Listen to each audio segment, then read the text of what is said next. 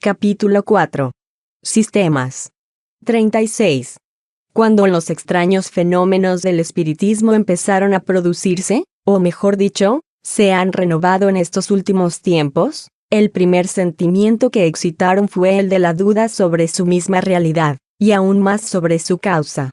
Cuando se ha probado por testimonios irrecusables y por las experiencias que cada uno ha podido hacer, ha acontecido que todos también los han interpretado a su manera, según sus ideas personales, sus creencias o sus prevenciones.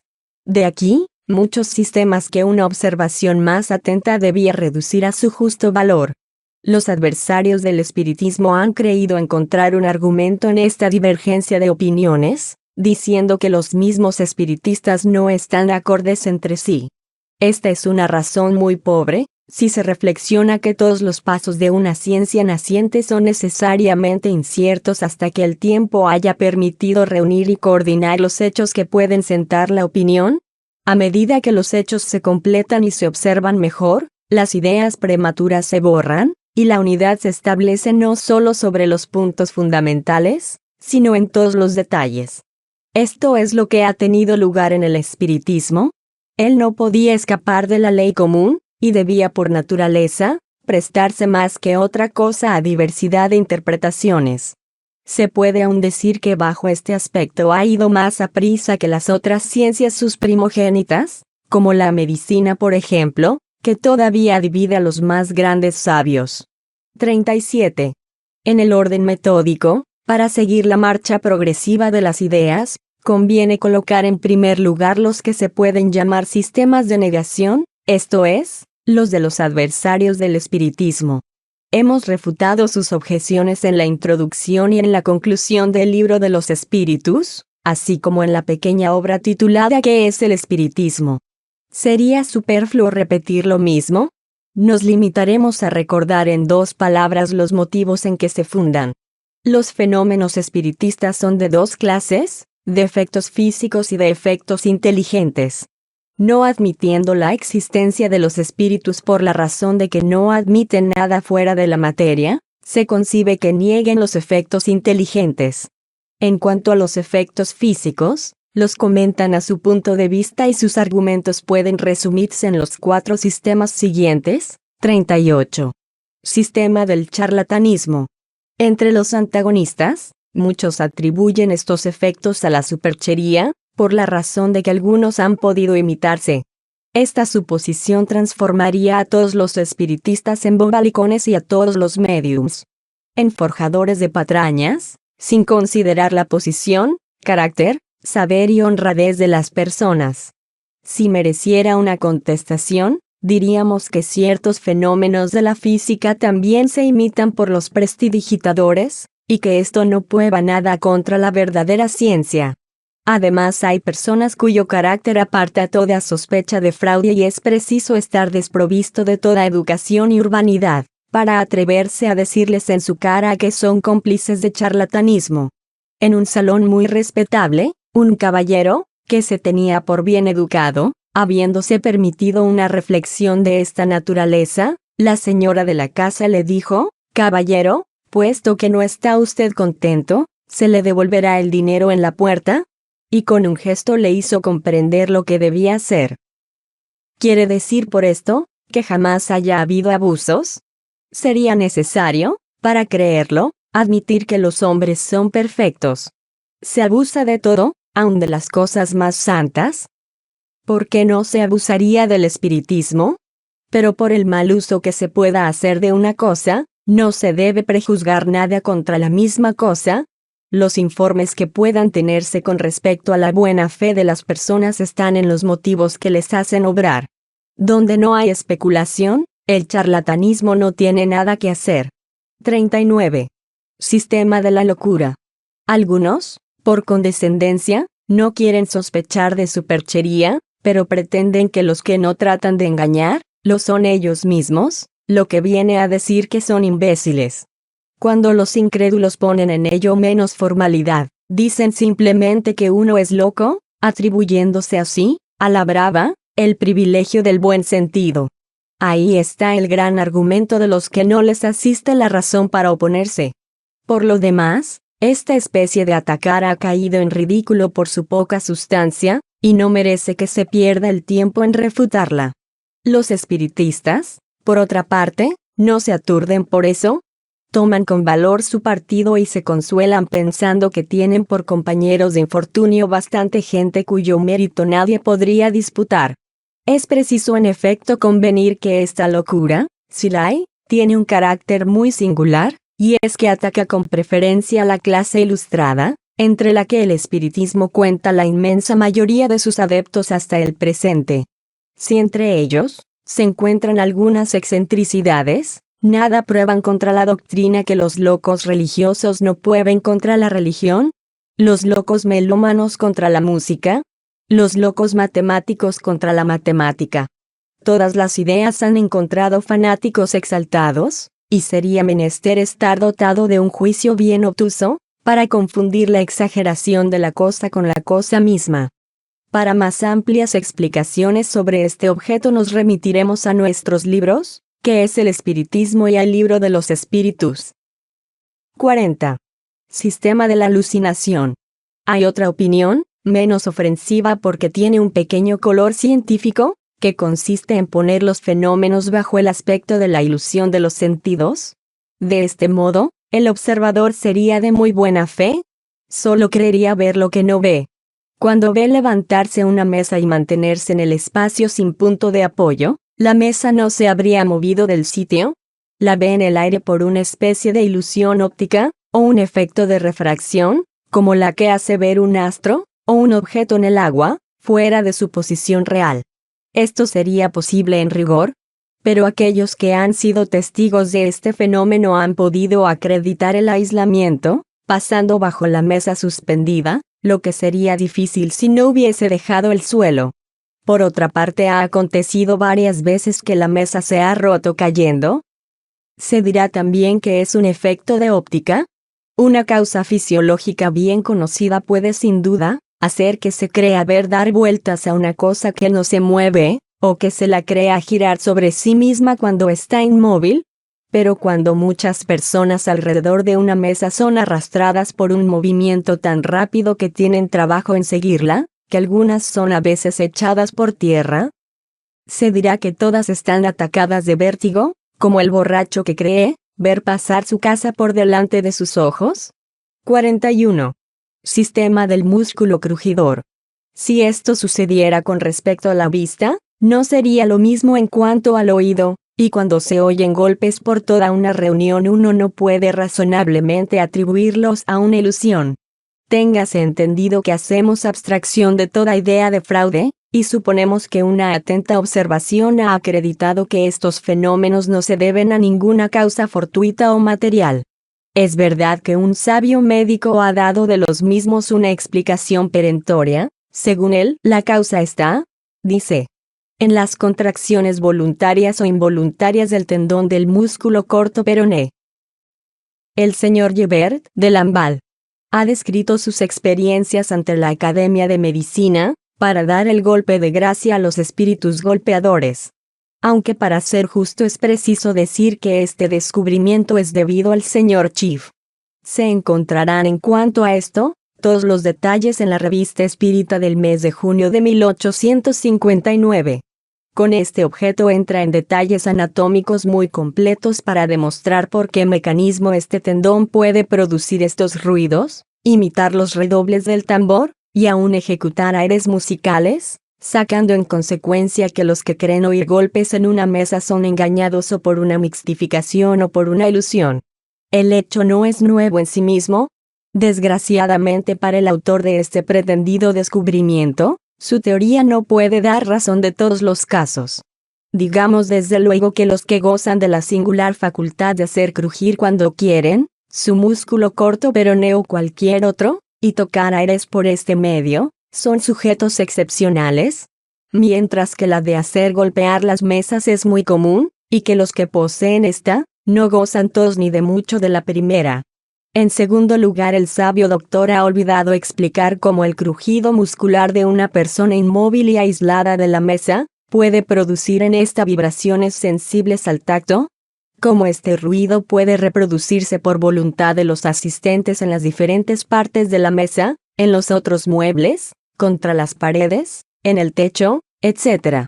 Como en fin, la acción de este músculo puede extenderse a una mesa que no se toca y hacerla mover.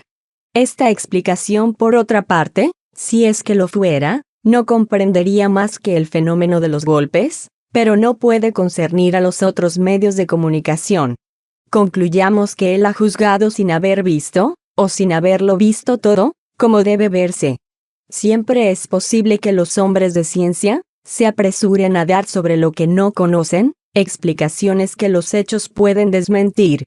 Su mismo saber debería hacerles tanto más circunspectos en sus juicios, cuanto más lejos están para ellos los límites de lo desconocido. 42. Sistema de causas físicas. Aquí salimos del sistema de la negación absoluta. Concediéndose la realidad de los fenómenos, el primer pensamiento que naturalmente vino al espíritu de aquellos que los han reconocido, ha sido el de atribuir los movimientos al magnetismo, a la electricidad, o a la acción de un fluido cualquiera, en una palabra, a una causa enteramente física y material. Esta opinión no tendría nada de irracional, y hubiera prevalecido si el fenómeno se hubiese limitado a efectos puramente mecánicos. Una circunstancia también parece corroborarla. Esta es, en ciertos casos, el aumento de la potencia en razón del número de personas. Cada una de ellas podría así ser considerada como de los elementos de una pila eléctrica humana. Hemos dicho que lo que caracteriza una teoría verdadera es el poder dar razón de todo, mas si un solo hecho viene a contradecirla, es que es falsa, incompleta o demasiado absoluta. Pues esto es lo que no ha tardado en acontecer. Estos movimientos y estos golpes han dado señales inteligentes, obedeciendo a la voluntad y respondiendo al pensamiento. Debían, pues, tener una causa inteligente. Entonces, desde que el efecto cesó de ser puramente físico, la causa por esto mismo, debía tener otro origen. Así el sistema de la acción exclusiva de un agente material ha sido abandonado y solo se encuentra entre aquellos que juzgan a priori sin haber visto. El punto capital es, pues, el de acreditar la acción inteligente, y esto es lo que puede convencer a cualquiera que se tomara el trabajo de observar. 43. Sistema del reflejo. Una vez reconocida la acción inteligente, queda por saber cuál es el origen de esta inteligencia. Se ha pensado que podía ser la del médium o de los asistentes que se reflejaba como la luz o los rayos sonoros. ¿Esto era posible? Solo la experiencia podía decir su última palabra. Mas desde luego, observamos que este sistema se separa ya completamente de la idea puramente materialista. Para que la inteligencia de los asistentes pueda reproducirse por la vía indirecta, sería preciso admitir en el hombre un principio fuera del organismo. Si el pensamiento expresado hubiera siempre sido el de los asistentes, la teoría de la reflexión se hubiera confirmado. Pero el fenómeno, aun reducido a esta proporción, ¿no sería acaso del más grande interés? Reflejándose el pensamiento en un cuerpo inerte y traduciéndose por el movimiento y el ruido, ¿no sería una cosa muy notable? ¿No habría motivo para excitar la curiosidad de los sabios? ¿Por qué? Pues le han desdeñado aquellos que agotan sus fuerzas en la investigación de una fibra nerviosa. Solo la experiencia, decimos nosotros, podía dar o dejar de dar la razón a esta teoría, y no se ha dado, porque demuestra a cada instante, y por los hechos más positivos, que el pensamiento expresado puede ser no solo extraño al de los asistentes, sino que muchas veces le es enteramente contrario, que viene a contradecir todas las ideas preconcebidas y desbaratar todas las previsiones. En efecto, cuando yo pienso blanco y se me responde negro, me es difícil creer que la respuesta venga de mí. Dicha teoría se apoya en algunos casos de identidad entre el pensamiento expresado y el de los asistentes. ¿Pero qué prueba esto? Sino que los asistentes pueden pensar como la inteligencia que se comunica. Nadie dice que deben ser siempre de opinión contraria. Cuando en la conversación, el interlocutor emite un pensamiento análogo al vuestro, ¿Diréis por esto que viene de vosotros? Bastan algunos ejemplos contrarios bien acreditados para probar que esta teoría no puede ser absoluta.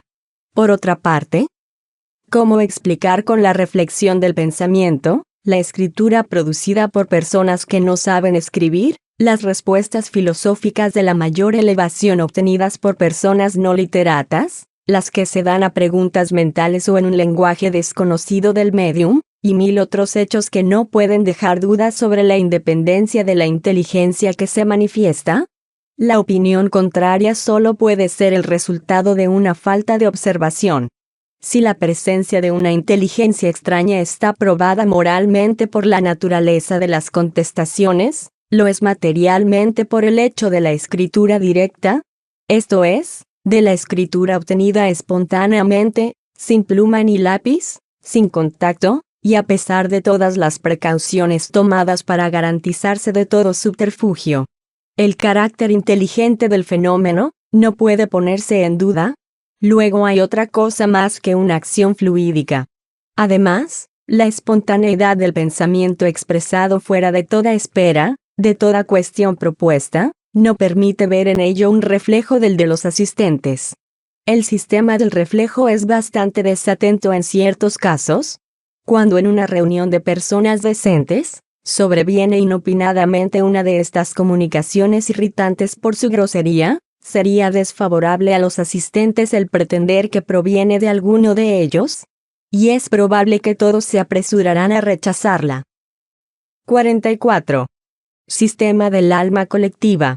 Es una variante del precedente. Según este sistema, solo el alma del médium se manifiesta, pero se identifica con la de muchos otros vivientes presentes o ausentes, y forma un todo colectivo reuniendo las aptitudes, la inteligencia y los conocimientos de cada uno. Aunque la obra en que esta teoría se expone se titule La Luz, nos ha parecido de un estilo muy oscuro. Confesamos haberla comprendido poco y no hablamos de la misma sino para que se tenga presente. Por otra parte, es como muchas otras, una opinión individual que ha hecho pocos prosélitos. Comunión. La luz del fenómeno del espíritu. Mesas que giran, sonámbulos, mediums.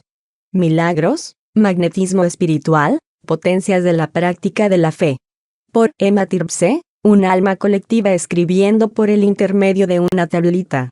Bruselas, 1858, Casa de Broglie. El nombre de Emma Tirpse es el que toma el autor para designar el ser colectivo que representa. Toma por epígrafe, nada hay oculto que no deba ser conocido. Esta proposición es evidentemente falsa, porque hay una porción de cosas que el hombre no puede ni debe saber. Muy presuntuoso sería el que pretendiese penetrar todos los secretos de Dios. 45. Sistema de sonambulismo. Este ha tenido más partidarios, y cuenta todavía con algunos.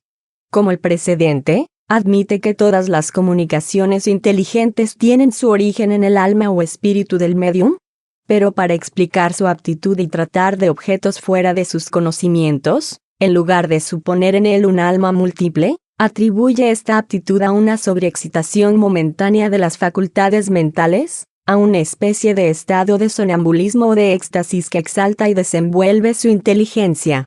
No se puede negar, en ciertos casos, la influencia de esta causa, pero basta haber visto operar a la mayor parte de estos médiums para convencerse que no puede resolver todos los hechos, y que forma la excepción y no la regla.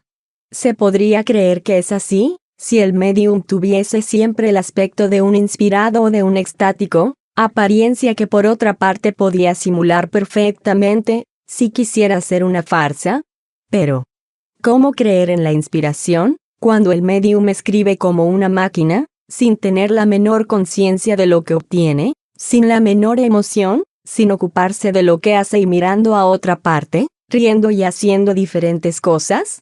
Se concibe la sobreexcitación de las ideas, pero no se comprende que pudiese hacer escribir al que no sabe, y aún menos cuando las comunicaciones se transmiten por golpes, o con la ayuda de una tablita o de una cestita. Veremos en la continuación de esta obra la parte que es preciso conceder a la influencia de las ideas del médium. Pero los hechos en que la inteligencia extraña se revela por señales incontestables, son tan numerosos y tan evidentes, que no pueden dejar ninguna duda. La falta de razón en la mayor parte de los sistemas nacidos en el origen del espiritismo, es el haber sacado consecuencias generales de algunos hechos aislados. 46. Sistema pesimista, diabólico o demoníaco. Aquí entramos en otro orden de ideas. Estando acreditada la intervención de una inteligencia extraña, se trataba de saber cuál era la naturaleza de esta inteligencia. El medio más sencillo era, sin duda, el preguntárselo, pero ciertas personas no han encontrado en eso una garantía suficiente, y solo han querido ver en todas las manifestaciones una obra diabólica. Según ellas, tan solo los demonios o el diablo pueden comunicarse. Aunque este sistema encuentra poco eco hoy, no ha dejado de gozar de algún crédito por algunos momentos por el carácter de aquellos que han tratado de hacerle prevalecer. Sin embargo, haremos observar que los partidarios del sistema demoníaco no deben estar colocados entre los adversarios del espiritismo, antes al contrario. Que los seres que se comunican sean demonios o ángeles, siempre son seres incorpóreos. Luego, admitir la manifestación de los demonios, siempre es admitir la posibilidad de comunicarse con el mundo invisible, o al menos con una parte de este mundo. La creencia en la comunicación exclusiva de los demonios, por irracional que sea, podía no parecer imposible cuando se miraba a los espíritus como seres creados fuera de la humanidad. Pero desde que se sabe que los espíritus no son otra cosa que las almas de aquellos que han vivido, ha perdido toda su consistencia, y se puede decir, toda verosimilitud. Porque se seguiría que todas estas almas son demonios, aunque fuesen de un padre, de un hijo o de un amigo, y que nosotros mismos muriendo, venimos a ser demonios, doctrina poco lisonjera y poco consoladora para muchas personas.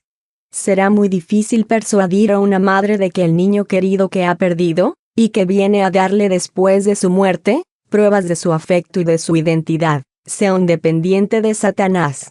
Es verdad que entre los espíritus, los hay muy malos, y que no valen más que aquellos que se llaman demonios, por una razón muy sencilla, porque hay hombres muy malos, y que la muerte no les hace inmediatamente mejores. La cuestión está en saber si estos son los únicos que pueden comunicarse. A los que lo crean así, les dirigimos las preguntas siguientes. Primera. ¿Hay buenos y malos espíritus? Segunda. ¿Dios es más poderoso que los malos espíritus, o que los demonios, si así los queréis llamar? Tercera. ¿Afirmar que solo los malos se comunican, es decir que los buenos no lo pueden? Si esto es así, una de dos, esto tiene lugar por la voluntad, o contra la voluntad de Dios. Si es contra su voluntad, ¿es que los malos espíritus son más poderosos que Él? Si es por su voluntad, ¿por qué en su bondad no lo permitiría a los buenos para contrabalancear la influencia de los otros? Cuarta. ¿Qué prueba podéis dar de la impotencia de los buenos espíritus en comunicarse? Quinta. Cuando se nos opone la sabiduría de ciertas comunicaciones, respondéis que el demonio toma todas las apariencias para seducir mejor. Sabemos en efecto, que hay espíritus hipócritas que dan a su lenguaje un falso barniz de sabiduría. Pero ¿admitís acaso que la ignorancia pueda falsificar el verdadero saber, y una mala naturaleza remendar la verdadera virtud, sin dejar penetrar nada que pudiese descubrir el fraude? Sexta. Si solo el demonio se comunica, puesto que es enemigo de Dios y de los hombres, ¿por qué recomienda orar a Dios, someterse a su voluntad, sufrir sin murmurar las tribulaciones de la vida, no ambicionar honores ni riquezas, practicar la caridad y todas las máximas de Cristo? En una palabra, hacer todo lo que es necesario para destruir su imperio. Si es el demonio quien da tales consejos, es preciso convenir que siendo tan astuto es poco diestro al suministrar armas contra sí mismo.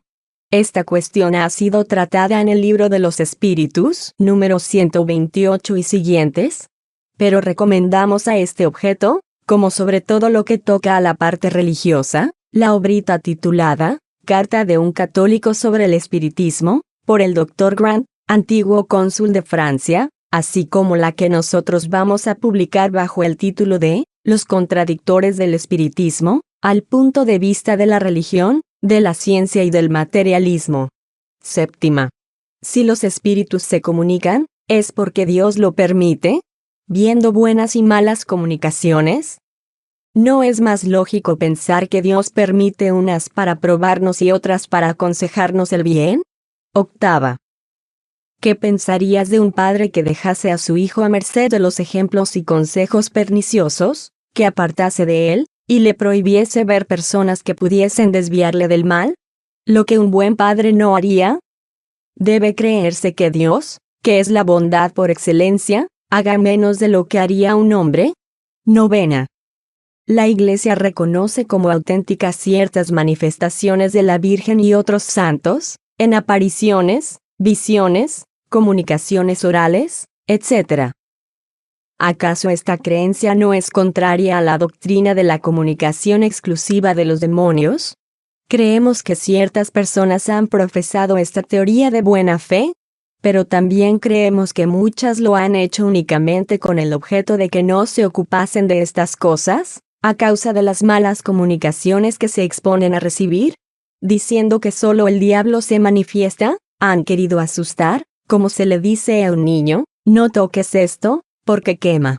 La intención puede ser laudable, pero el fin es erróneo, porque la sola prohibición excita la curiosidad, y el miedo al diablo retiene a muy pocas personas. Se lo quiere ver, aunque solo sea para saber cómo está hecho, y se quedan admirados de no encontrarlo tan negro como se creían. ¿No se podría ver también otro motivo en esta teoría exclusiva del diablo? ¿Creen algunas gentes que todos los que no son de su opinión van mal? Así pues, aquellos que pretenden que todas las comunicaciones son obra del demonio, ¿acaso no estarían dominados por el miedo de que los espíritus no fuesen de su mismo parecer sobre todos los puntos, principalmente sobre los que tocan a los intereses de este mundo, más que a los del otro? No pudiendo negar los hechos, han querido presentarlos de una manera pavorosa, pero este medio no ha contenido más que los otros. Cuando el miedo al ridículo es impotente, es preciso resignarse a que las cosas sigan su curso. El musulmán que oyera a un espíritu hablar contra ciertas leyes del Corán, pensaría seguramente que este era un mal espíritu. Lo mismo sería de un judío por lo que mira a ciertas prácticas de la ley de Moisés. En cuanto a los católicos, hemos oído afirmar a uno que el espíritu que se comunicaba solo podía ser el diablo, porque se había permitido pensar de otro modo que él sobre el poder temporal, aunque por otra parte solo hubiese predicado la caridad, la tolerancia, el amor al prójimo, y la abnegación de las cosas de este mundo, máximas todas enseñadas por el Cristo.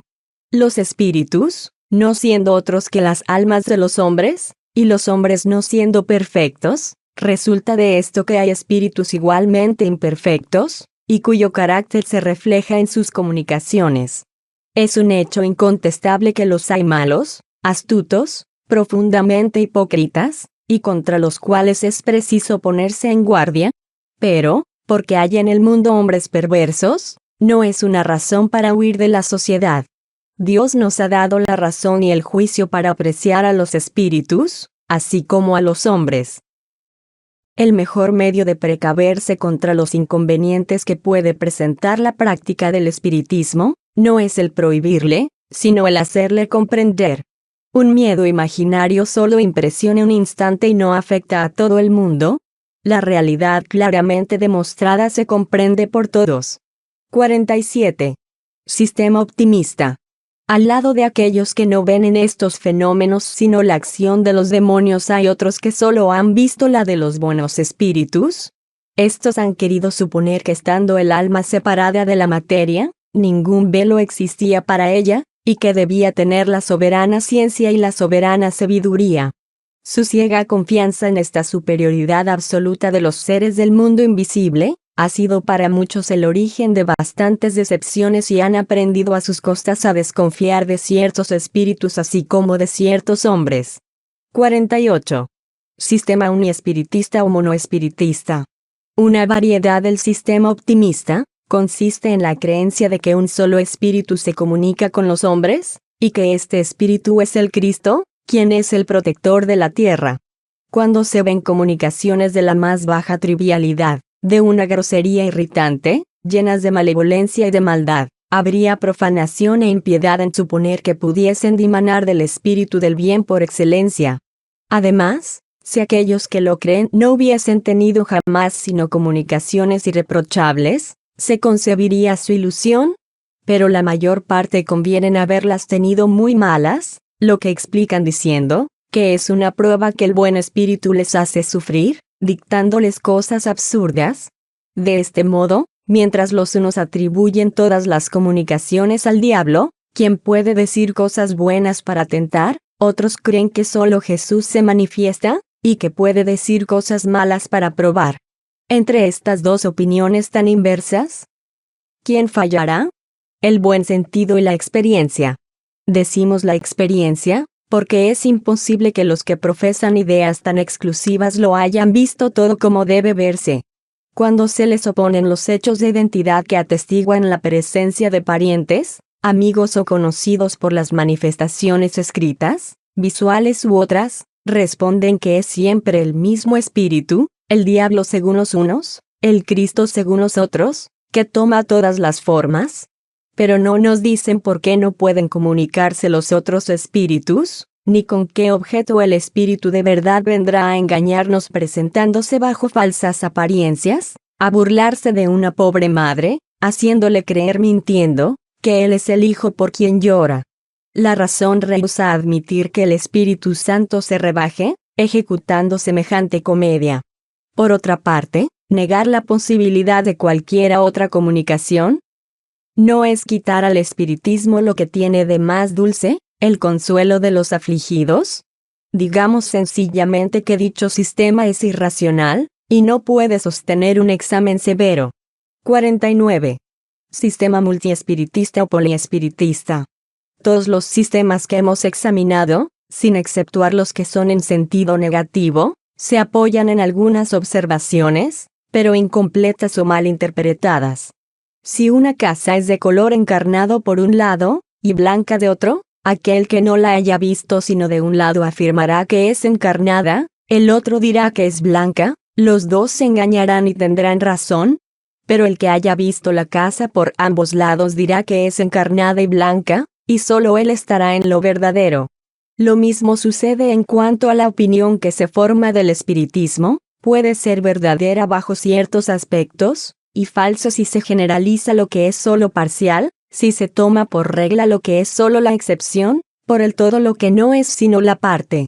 Por esto decimos que el que quiera estudiar seriamente esta ciencia, debe ver mucho y largo tiempo. Solo el tiempo le permitirá coger los detalles, observar los matices delicados, notar una multitud de hechos característicos que serán para él rayos de luz. Pero si se detiene en la superficie, se expone a formar un juicio prematuro, y por consiguiente erróneo. He aquí las consecuencias generales que se han deducido de una observación completa, y que forman ahora la creencia, se puede decir, de la Universidad de los Espiritistas, porque los sistemas restrictivos solo son opiniones aisladas. Primero, los fenómenos espiritistas son producidos por inteligencias extracorporales, o sea por los espíritus. Segundo, los espíritus constituyen el mundo invisible, están por todas partes, cubren los espacios hasta lo infinito, los hay sin cesar alrededor nuestro, con los cuales estamos en contacto. 3. Los espíritus reaccionan incesantemente sobre el mundo físico y sobre el mundo moral, y son una de las potencias de la naturaleza. Cuarto, los espíritus no son seres aparte en la creación, son las almas de aquellos que han vivido sobre la tierra o en otros mundos, y que han dejado su envoltura corporal, de donde se sigue que las almas de los hombres son espíritus encarnados, y que muriendo venimos a ser espíritus. Quinto, hay espíritus de todos los grados de bondad y de malicia, de saber y de ignorancia. Sexto, todos están sometidos a la ley del progreso, y todos pueden llegar a la perfección, pero como tienen su libre albedrío, llegan en un tiempo más o menos largo, según sus esfuerzos y su voluntad. Séptimo. Son dichosos o desgraciados, según el bien o el mal que han hecho durante su vida, y el grado de adelantado a que han llegado. La dicha perfecta y sin mezcla solo pertenece a los espíritus que llegan al supremo grado de perfección. Octavo. Todos los espíritus, en circunstancias dadas, pueden manifestarse a los hombres. El número de los que pueden comunicarse es indefinido. Noveno. Los espíritus se comunican a través de mediums, que les sirven de instrumentos y de intérpretes. Décimo. Se reconoce la superioridad o inferioridad de los espíritus en su lenguaje. Los buenos solo aconsejan el bien y no dicen sino cosas buenas. Todo atestigua en ellos la elevación. Los malos engañan y todas sus palabras llevan el sello de la imperfección y de la ignorancia. Los diferentes grados que recorren los espíritus están indicados en la escala espírita. El libro de los espíritus, libro 2, capítulo 1, número 100. El estudio de esta clasificación es indispensable para apreciar la naturaleza de los espíritus que se manifiestan, sus buenas y malas cualidades. 50. Sistema del alma material. Consiste únicamente en una opinión particular sobre la naturaleza íntima del alma. Según esta opinión, el alma y el periespíritu no serían dos cosas distintas, o mejor dicho, el periespíritu no sería otro que la misma alma, depurándose gradualmente por las diversas transmigraciones, como el alcohol se depura por las diversas destilaciones, mientras que la doctrina espírita considera al periespíritu como la envoltura fluídica del alma o del espíritu. Siendo el periespíritu una materia, aunque muy etérea, el alma sería de este modo de una naturaleza material más o menos esencial según el grado de su depuración. Este sistema no invalida ninguno de los principios fundamentales de la doctrina espírita, porque nada cambia el destino del alma. Las condiciones de su felicidad futura son siempre las mismas. El alma y el periespíritu forman un todo, bajo el nombre de espíritu, como el germen y el perispermo los forman bajo el nombre de fruto. Toda la cuestión se reduce a considerar el todo como homogéneo en lugar de formarse de dos partes distintas. Como se ve, de eso no se deduce ninguna consecuencia, y no hubiéramos hablado de ello si no hubiésemos encontrado personas inclinadas a ver una nueva escuela en lo que en definitiva solo es una simple interpretación de palabras. Esta opinión, muy restringida por cierto, aunque fuese más general, no constituiría una escisión entre los espiritistas, así como las dos teorías de la emisión o de las ondulaciones no la constituyen entre los físicos. Los que quisieran formar partido separado por una cuestión tan pueril, probarían, por lo mismo, que dan más importancia a lo accesorio que a lo principal, y que están conducidos a la desunión por espíritus que no pueden ser buenos, porque los buenos jamás aconsejan la acritud y la cizaña. Por esto invitamos a todos los verdaderos espiritistas a ponerse en guardia contra semejantes sugestiones, y a no dar a ciertos detalles más importancia que la que merecen. Lo esencial está en el fondo. Sin embargo, creemos un deber decir en pocas palabras, en qué se apoya la opinión de aquellos que consideran el alma y el periespíritu como dos cosas distintas. Se funda en la enseñanza de los espíritus, que jamás han variado sobre el particular. Hablamos de los espíritus ilustrados, porque entre ellos los hay que no saben ni más ni menos que los hombres, mientras que la teoría contraria es una concepción humana. Nosotros no hemos inventado ni supuesto el periespíritu para explicar los fenómenos. Su existencia se nos ha revelado por los espíritus, y la observación nos la ha confirmado. El libro de los espíritus, número 93.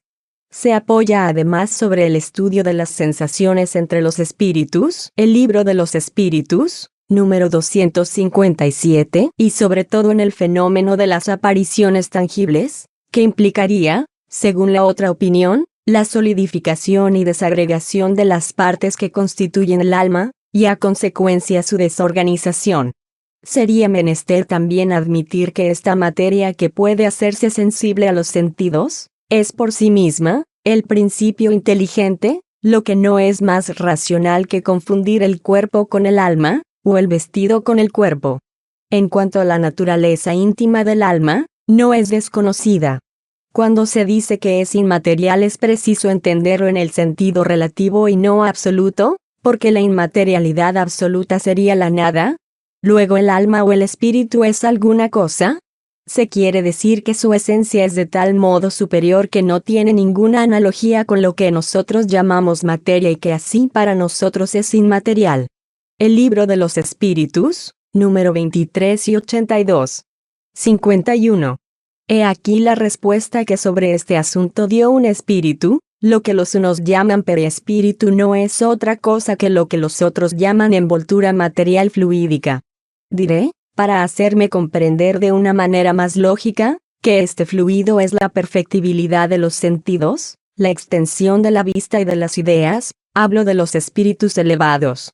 En cuanto a los espíritus inferiores, los fluidos terrestres están todavía completamente inherentes a ellos, pues es materia como veis. De ahí los sufrimientos del hambre, del frío, etc.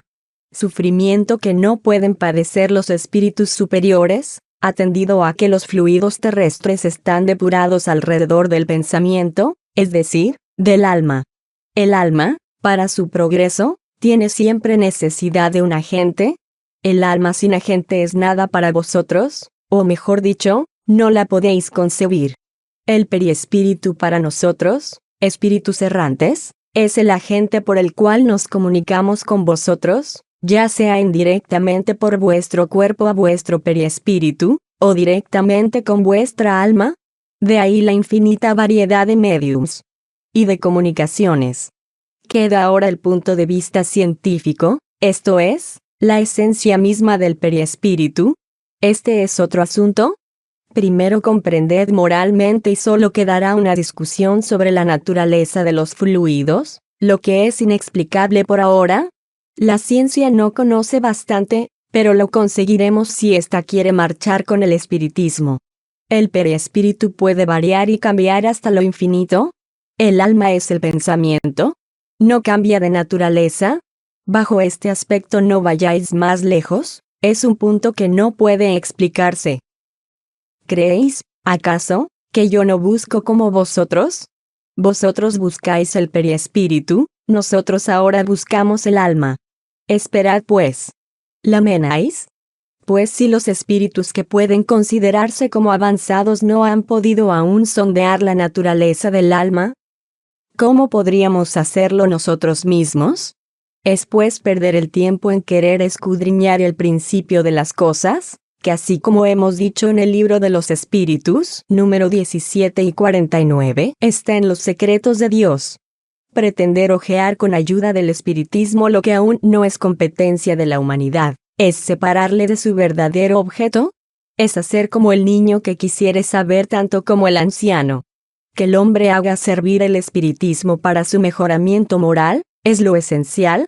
Lo demás es solo una curiosidad estéril y muchas veces orgullosa, cuya satisfacción no le hará hacer ningún paso. El solo medio de avanzar es volverse mejor.